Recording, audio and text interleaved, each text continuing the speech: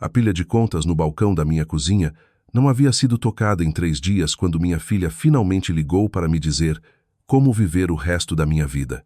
Ela não tinha ideia de que eu já havia assinado os papéis de uma fazenda de lavanda na Provença na semana anterior ao funeral do pai dela. Estou tão feliz que você está aqui comigo hoje. Fique comigo até o final desta história e me diga nos comentários de que cidade você está assistindo. Eu adoraria saber.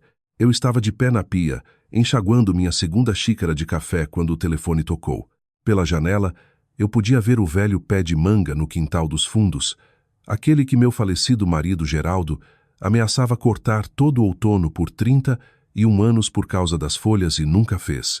A luz da manhã filtrava através de seus galhos nus de novembro, projetando longas sombras pelo gramado que Geraldo nunca mais rastelaria.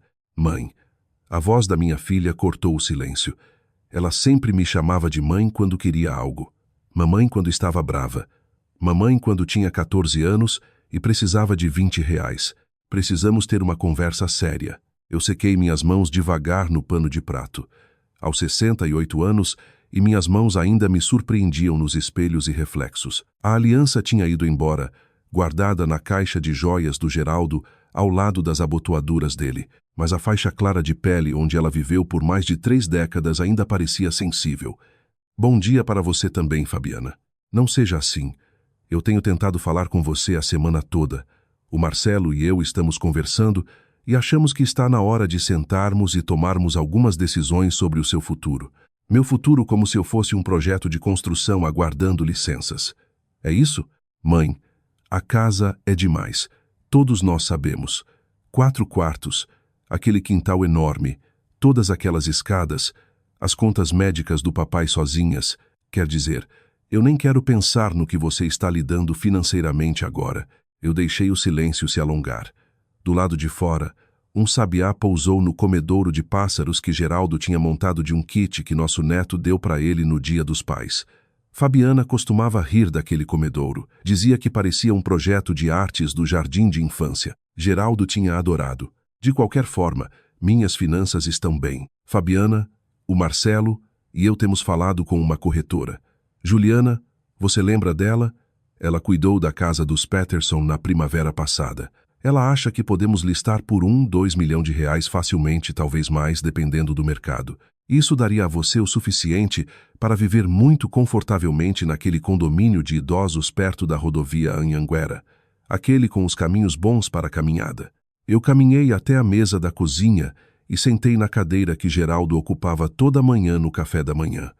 A almofada de vinil ainda estava ligeiramente achatada na forma dele, como se a casa em si se recusasse a esquecer. Você falou com uma corretora sobre minha casa, sobre opções. Eu falei com ela sobre opções. E o Marcelo acha, bem, nós dois achamos que com o que sobrar depois de você se instalar, faria sentido nos ajudar um pouco. Sabe, a mensalidade do Rui na USP está nos matando, e o negócio do Ricardo não se recuperou totalmente da pandemia. Você sempre disse que queria ajudar os netos. Isso seria ajudar. Ajudar? A palavra pairou no ar como o cheiro de algo queimando. Seu pai se foi há 5 semanas, Fabiana. Eu sei, mãe, e sinto muito pelo timing, mas essas decisões não esperam. O mercado pode mudar. As taxas de juros estão subindo. Juliana disse que se esperarmos até a primavera, poderíamos perder 15, talvez 20 mil. Eu pensei sobre a pasta na gaveta trancada do escritório do Geraldo, aquela que eu encontrei enquanto procurava os documentos de veterano dele. Aqui tinha a escritura de 32 acres de campos de lavanda no Vale do Luberon, 2 horas fora de Marselha, uma casa de pedra com persianas azuis que eu tinha voado para ver sozinha em abril passado, enquanto Geraldo ainda estava no hospital. Eu disse a ele que estava visitando minha prima em São Paulo.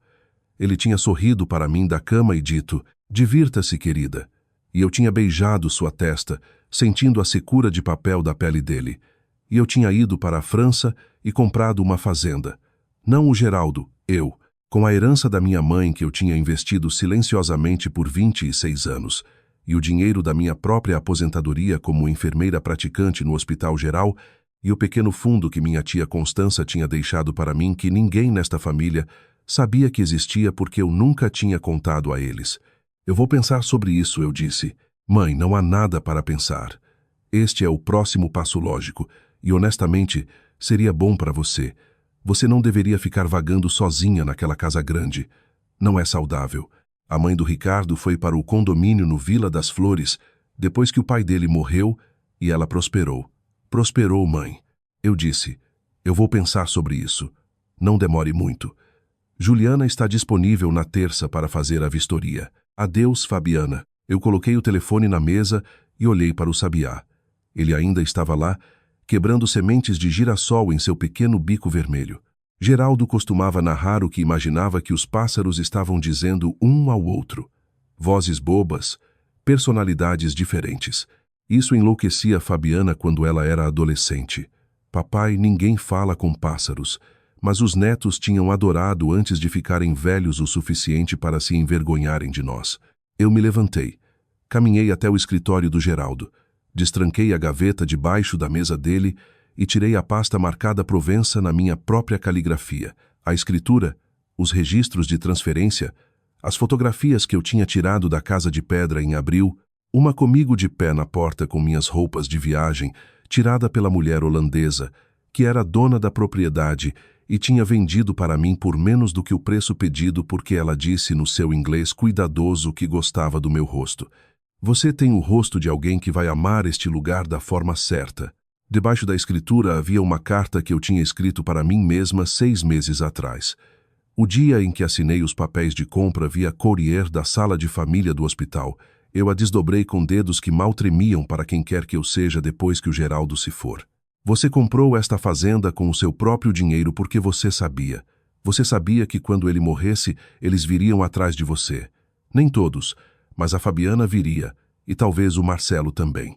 E eles disfarçariam com preocupação e lógica e família, e tentariam te colocar em algum lugar pequeno, em algum lugar que eles pudessem visitar 2 vezes por ano nos termos deles. Você se recusou a deixar isso acontecer. Você se lembrou de quem você era antes de ser esposa de alguém e mãe de alguém. Você se lembrou da garota que queria ver o mundo antes que a vida a atrapalhasse.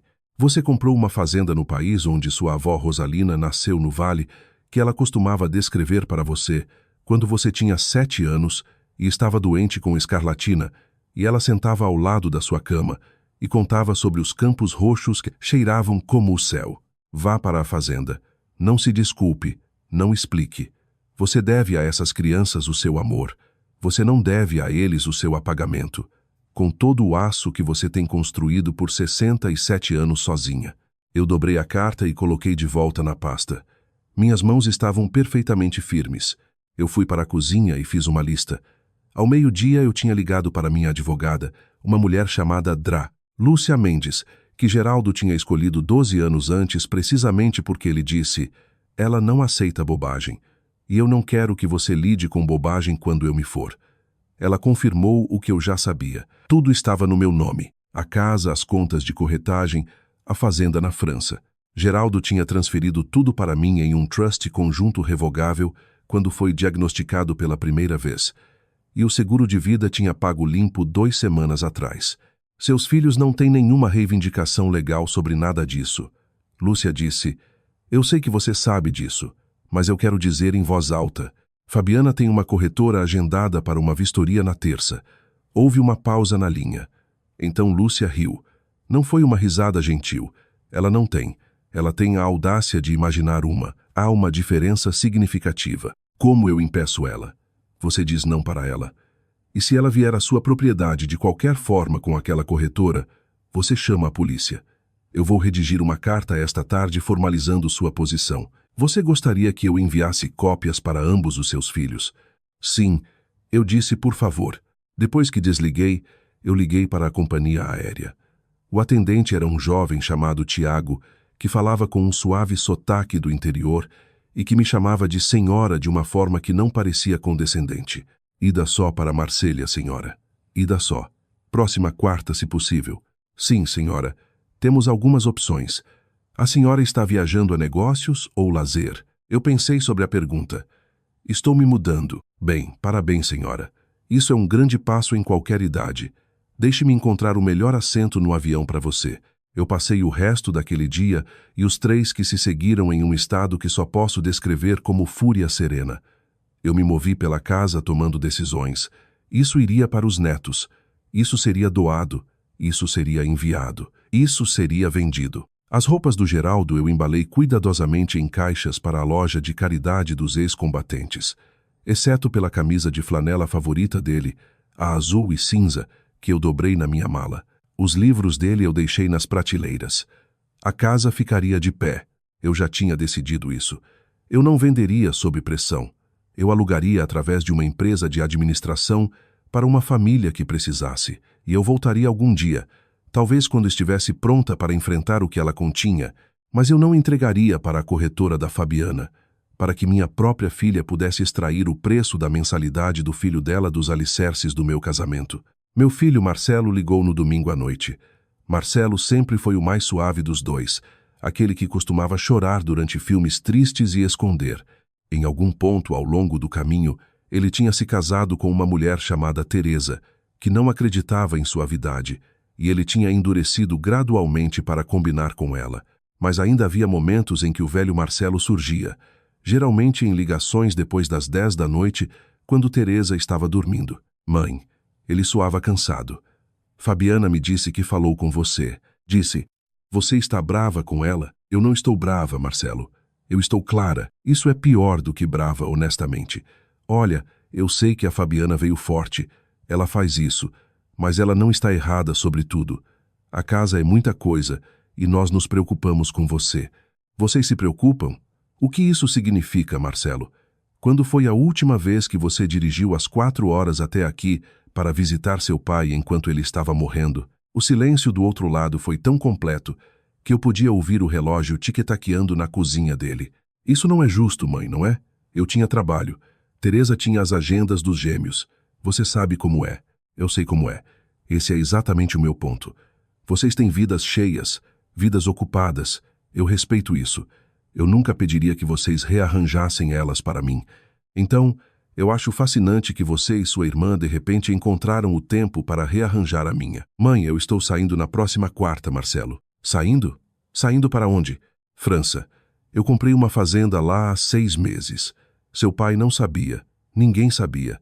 Eu paguei com minhas próprias economias, minha herança da sua avó, minha aposentadoria. Fica em um vilarejo chamado Roussillon, no sul. Eu vou morar lá. Ele não falou por um longo tempo. Quando falou, a voz dele estava diferente e menor. O velho Marcelo. Você comprou uma fazenda de lavanda, 32 acres, uma casa de pedra de 1847. A mulher que vendeu para mim diz que a cozinha pega a luz da manhã. Mãe, por que você não nos contou? Porque eu sabia o que aconteceria se eu contasse. Sua irmã teria feito sobre ela. Você teria tentado me dissuadir gentilmente, que é sua forma de fazer as coisas sobre você. Seu pai teria querido vir comigo, e ele não estava bem o suficiente, e teria partido meu coração lo tentar. Então, eu guardei para mim mesma. Foi a primeira coisa que guardei só para mim desde que eu tinha 23 anos. Eu não sei o que dizer. Você não tem que dizer nada, querido. Estou te contando porque você é meu filho, e eu te amo, e quero que você ouça de mim, não da Fabiana depois que ela tiver a versão dela. Você vai voltar para os feriados? Para os aniversários dos gêmeos? Eu não sei. Talvez. Quando eu estiver pronta, e só se as visitas forem sobre nos vermos, não sobre me convencer a ser alguém menor do que eu sou. Ele ficou quieto de novo. Então ele disse muito suavemente, eu acho que entendo. Obrigada, Marcelo. Sinto muito pelo pai. Eu sei que sente. Sinto muito por não ter vindo mais. Eu sei disso também. Depois que desligamos, eu fiquei na janela da cozinha por um longo tempo. O sabiá tinha ido embora.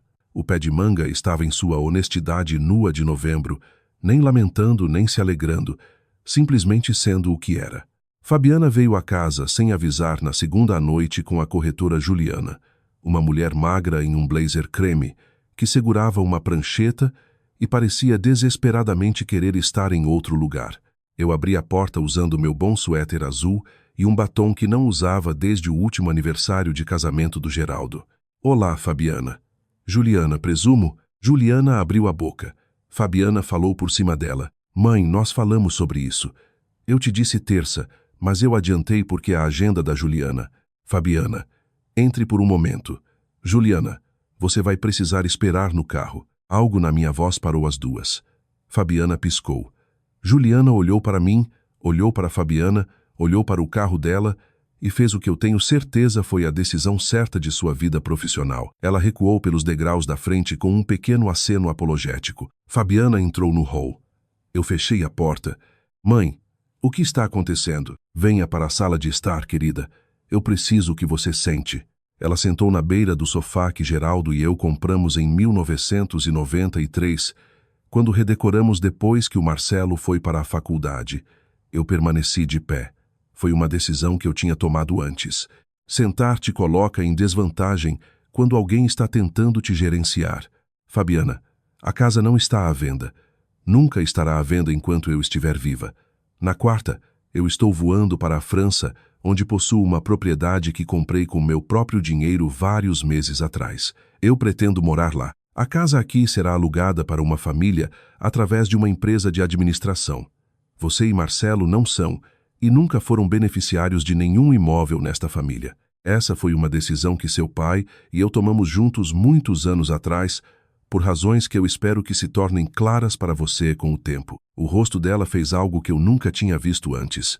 Pareceu deslizar como tinta úmida. Do que você está falando? Estou falando sobre o fato de que eu te amo e não serei sua solução. O negócio do seu marido não é minha responsabilidade. A mensalidade do Roy não é minha responsabilidade. Suas escolhas financeiras não são minha responsabilidade. Você é minha mãe. Sim, eu sou sua mãe. Eu não sou seu banco. Eu não sou sua apólice de seguro. Eu não sou seu plano de aposentadoria. Eu não acredito que você está fazendo isso. O papai acabou de morrer. O papai acabou de morrer. Eu repeti. E você me ligou numa manhã de terça para me dizer para vender a casa dele para pagar a faculdade do seu filho. Isso não é o que eu... Ela parou. A boca dela tremeu. Por um momento, eu pensei ter visto a garotinha que ela tinha sido aos 7 anos. Aquela que costumava subir na minha cama durante as tempestades. Mas então o queixo dela se firmou. E a mulher que eu tinha criado, a mulher que eu tinha falhado em criar melhor, reapareceu. Você está sendo cruel. Eu estou sendo honesta, Fabiana. Há uma diferença. Eu sei que você esqueceu o que é, mas há uma diferença. Isso é por causa do Marcelo, não é? Ele te ligou. Ele te virou contra mim. Marcelo me ligou ontem à noite e ele chorou um pouco e disse que sentia muito, o que é mais do que você conseguiu em 5 semanas. Eu não vou me desculpar por querer o que é melhor para você, então não temos mais nada a discutir. Ela me encarou. Eu observei ela calcular. Eu observei ela experimentar 3 ou 4 expressões diferentes, testando qual ainda poderia funcionar comigo. Lágrimas, raiva, filha ferida, adulta razoável. Nenhuma delas servia mais. A mãe que teria amolecido com qualquer uma delas tinha ido para outro lugar. A mulher que restava era uma estranha para Fabiana, e Fabiana percebeu isso finalmente, e o rosto dela se fechou como uma porta. Tudo bem, ela disse. Vá para a França.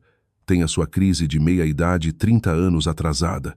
Espero que seja tudo o que você sonhou. Obrigada, Fabiana. Eu também espero. Ela se levantou. Caminhou até a porta da frente. Abriu. Parou com as costas para mim, e eu pensei por um longo segundo doloroso que ela poderia se virar e dizer algo verdadeiro, mas não. Ela saiu para a noite de novembro e puxou a porta fechada atrás dela, e eu ouvi a porta do carro da Juliana abrir e fechar, e então o motor e então o silêncio da casa que tinha criado meus filhos, e agora era minha novamente. Só minha. Eu sentei no sofá onde Fabiana tinha estado sentada. Eu não chorei. Eu me senti estranhamente como se tivesse acabado de largar uma mala que eu carregava há 42 anos. Minha neta Helena ligou para mim na manhã seguinte. Helena era a filha mais velha do Marcelo do primeiro casamento dele, 24 anos, enfermeira em Porto Alegre, a única dos meus netos que me ligava todo domingo da vida adulta sem falhar. Vovó, o pai me contou. Olá, menina doce.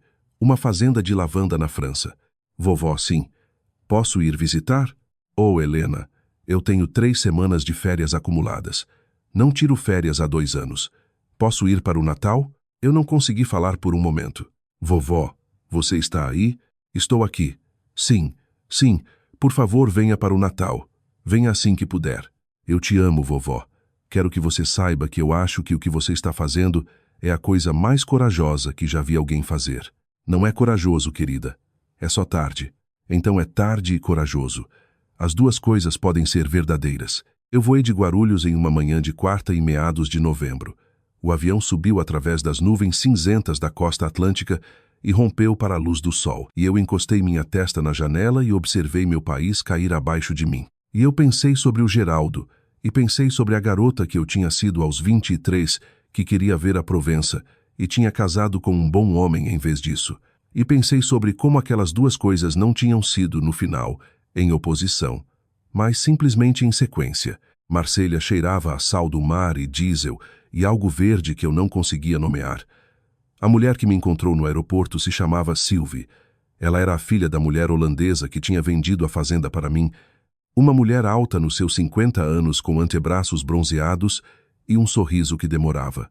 Ela me levou para o norte em um Peugeot ruidoso, e a terra mudava ao nosso redor, aplanando em vinhedos, então subindo em colinas de pedra ocre e pinheiros, e finalmente nos longos vales suaves onde a lavanda crescia em fileiras, que em julho tornariam o mundo inteiro roxo. A casa de fazenda era exatamente como eu lembrava. Persianas azuis, paredes de pedra grossas como o antebraço de um homem, uma cozinha com pia profunda e um rack de panelas de cobre e uma janela que dava para o leste. Sylvie tinha estocado a despensa. Havia pão no balcão e uma garrafa de vinho na mesa e um bilhete na caligrafia da mãe dela que dizia: "Bem-vinda ao lar, querida. Eu dormi por 14 horas." Os dias que se seguiram se moldaram em torno de coisas pequenas, caminhar até o vilarejo para pão, aprender os nomes dos meus vizinhos, um casal mais velho chamado Pascal e Marie Claire, que administravam a loja de queijos, uma jovem chamada Lou, que criava cabras na colina atrás da minha fazenda, um professor aposentado chamado Henry, que falava inglês excelente e se voluntariou imediatamente para me ajudar com meu francês terrível. Eu escrevi cartas de verdade em papel, que eu enviava do correio do vilarejo, uma toda semana para o Marcelo, uma toda semana para a Helena, uma a cada 2 semanas para a Fabiana, que ela não respondia, mas que eu continuava escrevendo mesmo assim, porque não eram para a resposta dela, eram para o registro. Eu queria que houvesse um registro na minha própria caligrafia de uma mãe que não tinha desistido. Em dezembro, Helena chegou. Ela desceu do trem em Avignon com um casaco pesado demais para o clima da Provença e explodiu em lágrimas quando me viu, e nos abraçamos na plataforma enquanto os commuters franceses passavam educadamente ao nosso redor. Ela ficou por 3 semanas. Aprendeu a fazer os pastéis de queijo de cabra que Marie Claire nos ensinou. Caminhou pelas fileiras de lavanda no nevoeiro de inverno e disse que cheiravam a memória, mesmo dormentes. Conheceu Henry e a esposa Selene e o filho adulto Julian, que era veterinário, e olhava para Helena do jeito que um homem olha para uma mulher que pretende pensar por um longo tempo depois que ela for embora. Na véspera de Natal, Helena e eu fizemos uma fogueira e abrimos uma garrafa do vinho do vinhedo da família da nossa vizinha, Lou, e Helena olhou para mim por cima da borda da taça e disse: "Vovó, posso te contar uma coisa? Qualquer coisa, querida. O pai vai ficar bem. Pode levar um tempo, mas ele vai entender. Ele te ama. Eu sei. Tia Fabiana. Eu não sei sobre a tia Fabiana. Eu também não. Isso está ok para você?" Eu pensei sobre isso. A fogueira estalou. Uma chuva de inverno caía na lavanda. Um som como a terra toda respirando. "Tem que estar ok para mim", eu disse. "Porque a alternativa é deixar ela rearranjar minha vida para evitar o desconforto da dela própria." E eu fiz isso. Fiz isso por 42 anos. Não vou mais fazer. "Vovó, sim, querida. Eu tenho orgulho de você." Eu cobri a mão dela com a minha. A mão dela era jovem e quente, e tinha uma pequena cicatriz branca no nó do dedo de algo que ela tinha feito quando criança que eu não conseguia lembrar. Eu tinha passado tanto da minha vida memorizando as pequenas feridas dos meus filhos e netos e tinha esquecido de guardar algumas para mim mesma.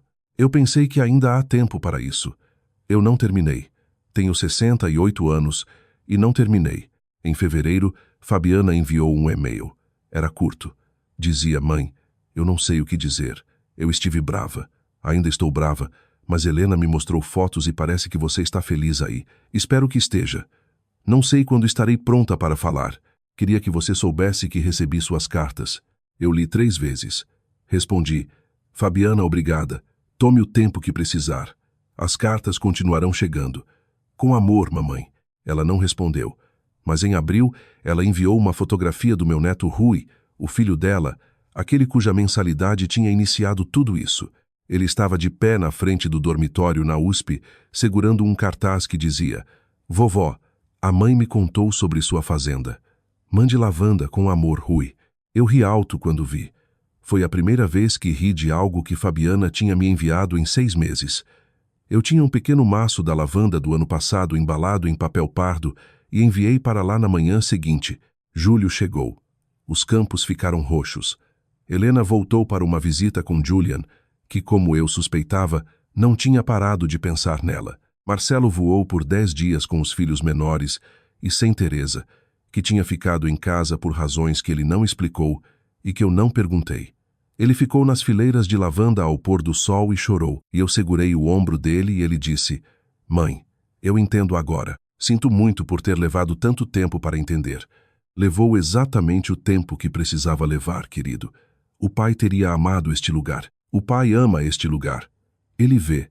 Tenho certeza. Na última noite da visita do Marcelo, meu telefone tocou. Era Fabiana. Eu saí para o terraço de pedra para atender. A lavanda estava no auge. O ar tão denso com o perfume que eu podia sentir o gosto. O sol se punha sobre o Luberon, tornando as colinas da cor de damascos e bronze antigo. Mãe, olá, querida. Ela estava chorando. Eu podia ouvir na forma da respiração dela. Mãe, eu não sei como fazer isso. Então só fale. Não precisamos fazer nada. Só falar. Eu tenho visto uma terapeuta. Marcelo me fez ir e eu tenho pensado sobre as coisas, sobre o que você disse aquela noite sobre ser sua solução. Eu tenho pensado nisso por 8 meses, mãe. Fico feliz que você esteja pensando. Sinto muito. Eu fechei os olhos.